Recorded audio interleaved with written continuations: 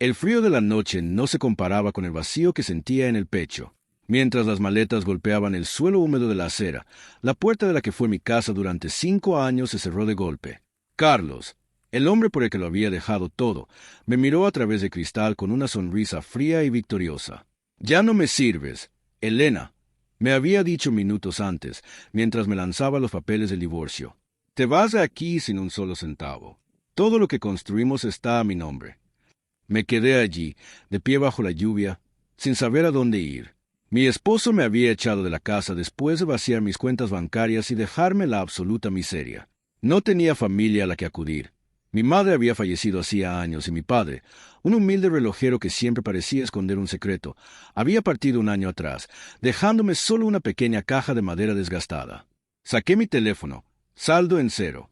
Revisé mis bolsillos y solo encontré unos pocos billetes arrugados, apenas suficientes para pasar la noche en un hostal de mala muerte. Mientras caminaba por las calles oscuras, arrastrando mis maletas y mi dignidad, una rabia profunda comenzó a sustituir la tristeza. Carlos pensaba que me había destruido, pero yo no me iba a rendir tan fácilmente. Al día siguiente, buscaría la forma de sobrevivir. Pero lo que yo no sabía era que la humillación de esa noche era solo el prólogo de una cadena de eventos que cambiaría mi vida para siempre. Porque en el fondo de mi bolso, un objeto olvidado estaba a punto de desatar un secreto que paralizaría a todo un banco. Pasé la noche en vela en una habitación fría, escuchando el tic-tac de un reloj que me recordaba a mi padre. Al amanecer, abrí la pequeña caja de madera que él me había heredado. Recordé sus últimas palabras en el hospital. «Elena, si alguna vez te encuentras en un callejón sin salida, si el mundo te da la espalda, busca lo que te dejé. No lo uses a menos que sea una emergencia». En ese momento pensé que eran los delirios de un hombre enfermo. Dentro de la caja solo había un viejo reloj sin cuerda y una tarjeta bancaria de color negro mate, desgastada por los años, sin chip visible, solo con un extraño emblema dorado y el apellido de mi padre grabado en letras casi imperceptibles. ¿Para qué me serviría una tarjeta vieja de un banco que ni siquiera reconocía? Carlos se había asegurado de bloquear todas las cuentas compartidas y de transferir mis ahorros a cuentas fantasma. Estaba atrapada. El hambre empezó a hacer mella y el dueño del hostal ya me miraba con impaciencia para que pagara otra noche. Desesperada, decidí caminar hacia la zona financiera de la ciudad. Si mi padre había guardado esa tarjeta con tanto recelo, tal vez tuviera menos unos pocos dólares guardados, lo suficiente para comprar algo de comer y pagar un abogado que detuviera el abuso de mi ex esposo. Divisé un banco imponente, de cristales ahumados y columnas de mármol. El tipo de lugar donde la gente como Carlos presumía su dinero. Con el corazón latiendo con fuerza, crucé las puertas giratorias. Entré a ese banco buscando unos centavos para sobrevivir, sin imaginar que el simple acto de deslizar esa tarjeta vieja provocaría que el personal de seguridad cerrara las puertas por completo, atrapándome dentro. El interior del banco era silencioso y elegante. Me sentía fuera de lugar con mi ropa húmeda y mis ojos hinchados por el llanto. Me acerqué a la fila de los cajeros automáticos e introduje la tarjeta de mi padre. La pantalla parpadeó de forma extraña. Apareció un mensaje en letras rojas. Error de lectura. Diríjase a un asesor. Un frío sudor me recorrió la espalda. ¿Sería que la tarjeta ya no existía? ¿O estaba vencida desde hacía décadas? Decidí tomar un turno para hablar con una cajera. Cuando por fin me llamaron, me senté frente a una mujer joven que me miró de arriba abajo con evidente desdén. Le extendí la tarjeta y le expliqué que quería consultar el saldo. La cajera la tomó con la punta de los dedos, como si fuera basura, y la pasó por el lector de su computadora. El sistema se congeló de inmediato. La mujer frunció el ceño, golpeó el teclado varias veces, y luego miró la tarjeta con detenimiento. Su expresión de fastidio se transformó lentamente en una mueca de desconcierto. «Esta tarjeta no tiene un formato estándar», dijo con voz cortante. «Señora, no nos haga perder el tiempo. Esto parece un plástico viejo o una falsificación». En ese momento, sentí que las lágrimas amenazaban con volver a salir. Estaba a punto de disculparme e irme, aceptando mi derrota, cuando un hombre maduro, vestido con un traje impecable y un pin dorado en la solapa, pasó caminando detrás de la cajera. Era el gerente de la sucursal. El gerente se detuvo en seco al escuchar la palabra falsificación. Su mirada se posó casualmente en el plástico negro que la cajera sostenía, y en ese milisegundo, toda la sangre desapareció de su rostro. El gerente del banco se quedó completamente paralizado. Sus ojos se abrieron tanto que creí que se le saldrían de las órbitas. La cajera, ajena a la situación, comenzó a decir: «Señor director, esta mujer trajo este plástico viejo y...». Pero no pudo terminar la frase. El gerente le empujó suavemente a un lado, tomó la tarjeta con ambas manos, como si estuviera sosteniendo una reliquia de cristal sagrada, y sus dedos comenzaron a temblar visiblemente. ¿De dónde sacó esto?», preguntó el gerente con una voz que era apenas un susurro quebrado. El aire en la oficina se volvió denso. Los pocos clientes que estaban cerca voltearon a mirarnos. Yo estaba aterrorizada. ¿Acaso mi padre había cometido algún delito en el pasado?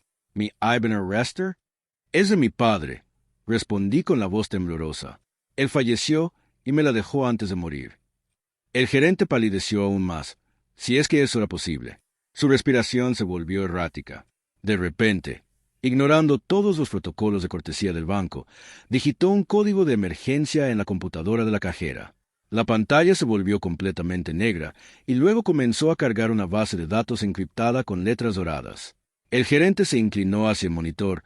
Sus ojos escaneaban la información a una velocidad increíble. De repente, soltó un grito que resonó en todo el vestíbulo del banco. «¡Rápido! ¡Mire esto! ¡Por Dios! ¡Venga rápido!». El grito del gerente alertó a los jefes de seguridad, quienes corrieron hacia nosotros con las manos en sus armas. Pensé que pasaría el resto de mi vida en prisión, pero lo que el gerente digitó a continuación en esa pantalla dejó a todo el banco en un silencio sepulcral. El grito del gerente iba dirigido al subdirector, quien llegó corriendo desde una oficina del segundo piso. Ambos hombres miraban la pantalla como si estuvieran viendo un fantasma. La cajera se había levantado de su silla, asustada por la reacción de sus superiores. El gerente, con una mezcla de reverencia y pánico, me miró y me dijo: «Señora, por favor, acompáñeme de inmediato a la oficina privada. Esto no puede ser discutido aquí». 2 guardias de seguridad se colocaron detrás de mí, pero no para arrestarme, sino para escoltarme como si fuera una jefa de Estado. Entramos a una lujosa oficina con paredes de madera y sillones de piel. El gerente me ofreció agua con manos temblorosas y cerró la puerta con llave. «Señora Elena», comenzó diciendo, tratando de controlar su voz, «usted no parece entender lo que tiene en sus manos. Su padre, ¿sabe usted quién era realmente su padre?». «Un relojero», respondí, confundida y abrumada. «Un hombre humilde que apenas ganaba para vivir». El gerente soltó una risa nerviosa, casi histérica. «Su padre no era un simple relojero, señora. Él fue uno de los fundadores e inversores silenciosos de este consorcio financiero hace 40 años. Esta tarjeta que ve aquí no es una tarjeta de débito común. Es una credencial de cuenta soberana de nivel alfa. Solo existen 3 en todo el mundo». El gerente giró la pantalla de su computadora personal hacia mí para mostrarme el saldo en pantalla. Cuando mis ojos leyeron la cifra, sentí que el mundo giraba y me desmayé por unos segundos. La cantidad de dinero que mi padre me había dejado era tan absurda que ponía a mi exesposo a nivel de un mendigo. Cuando recuperé el sentido, el gerente me estaba atendiendo con total sumisión. Me explicó que la cuenta no solo contenía una fortuna multimillonaria en fondos acumulados por décadas de dividendos, sino que también otorgaba el control mayoritario de varias propiedades en la ciudad, incluyendo el edificio de apartamentos de lujo donde mi exesposo, Carlos, acababa de echarme a la calle. Todo encajó en mi mente. Mi padre siempre había vivido de forma modesta para protegerme de la codicia del mundo, esperando el momento en que yo realmente necesitara el dinero para revelarme su verdadero legado. Y ese momento había llegado. Carlos se había divorciado de mí pensando que me dejaba en la calle, pero legalmente, al haber firmado el divorcio expreso un día antes para quedarse con sus bienes, él había renunciado a cualquier derecho sobre cualquier herencia futura que yo recibiera. El dinero era 100% mío. «Señor gerente», dije, mientras una sonrisa fría, idéntica a la que Carlos me había dado la noche anterior, se dibujaba en mi rostro. «Quiero hacer unos movimientos bancarios de inmediato. Y necesito que envíe a un equipo legal a una dirección específica ahora mismo». El gerente asintió con entusiasmo, ansioso por complacer a la mujer que ahora era, técnicamente, una de las dueñas del banco. Menos de 2 horas después, me bajaba de una limusina negra frente al edificio de Carlos. Pero no iba sola.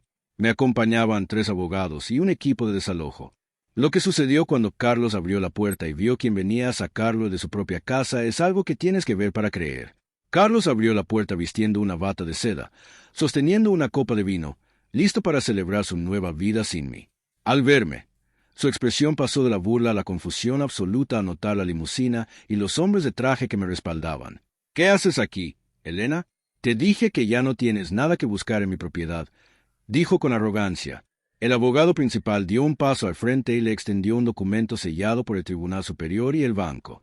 «Señor Carlos, lamentamos informarle que este edificio ya no pertenece a la constructora con la que usted tenía contrato.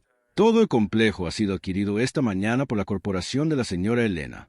Además, debido a la auditoría express que hemos realizado de las cuentas que usted vació ilegalmente de su exesposa, el banco ha congelado todos sus activos por fraude financiero». Carlos dejó caer la copa de vino, que se estrelló contra el suelo. Su rostro se volvió gris, idéntico al del gerente del banco horas antes. «Esto es imposible. Tú no tienes un centavo», gritó, mirando a los oficiales de la ley que comenzaban a entrar para sacar sus pertenencias a la calle. Me acerqué a él. Lo miré directamente a los ojos, mostrando la vieja tarjeta negra de mi padre. Le dije: «Tú me echaste a la calle pensando que me quitabas todo, pero solo me liberaste para recibir lo que realmente me correspondía. Ahora, el que se va sin nada, eres tú». Mi padre me había enseñado que la verdadera riqueza no se presume, se usa cuando es necesario. Hoy, Carlos duerme en un hostal barato, enfrentando un juicio que lo llevará a prisión, mientras yo utilizo el legado de mi padre para construir un imperio y ayudar a mujeres que, como yo, alguna vez pensaron que lo habían perdido todo.